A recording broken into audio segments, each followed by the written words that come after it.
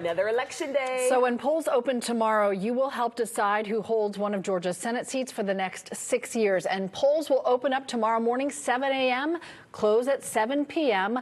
But unlike early voting, you do need to make sure you visit the precinct you are assigned to. If you're voting absentee, your ballot needs to be back to your county's Board of Elections by 7 p.m. tomorrow. Both Herschel Walker and Senator Raphael Warnock have a busy final day of campaigning. Senator Warnock staying close to home. He has at least 4 stops, all in Atlanta. Herschel Walker taking a little bit of a different approach, crisscrossing the state. He's going to have 5 campaign stops, starting in Flowery Branch and ending in Cobb County. Both candidates spent the weekend making their final pitches to get more support. Warnock and Walker are both putting up a fight to the very end.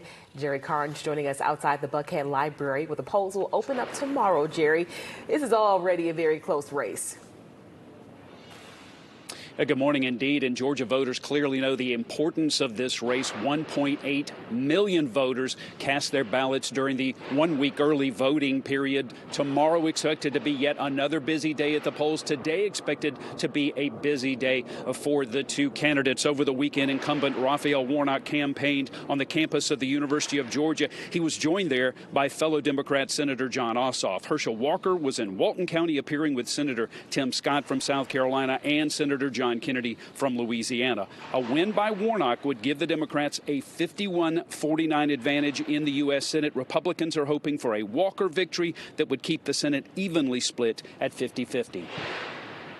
Over the last few years especially, we've been going through a bit of a contraction, and there are folk who are trying to divide us.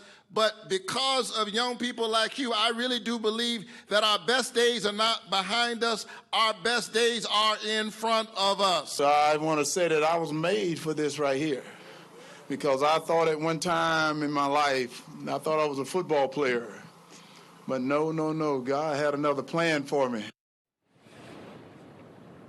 Now, tomorrow's vote is expected to be extremely close, just like it was during the November general election. Warnock came out on top there by about 36,000 votes, not enough to avoid this runoff. Back to you. All right, Jerry, could be Wednesday before we know an official winner. Some lawmakers may look to strike down the state's computerized voting system and go back to a more analog process, like even bringing back paper ballots.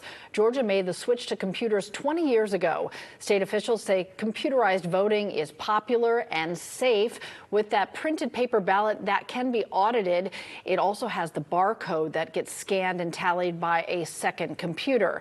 This past spring, a handful of primary candidates called for the state to use hand-marked paper ballots instead of the Dominion computers. They point to concerns about computer hackers. I don't even use my credit card online, and I've had my credit card number stolen 4 times. so it's not like it's hard to hack things, you know. The system they have right now is really good. I like it. I like it a lot.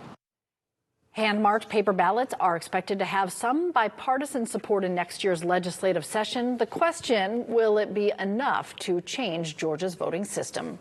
Remember, you can follow all the information you need heading into tomorrow's runoff. Visit 11alive.com/vote.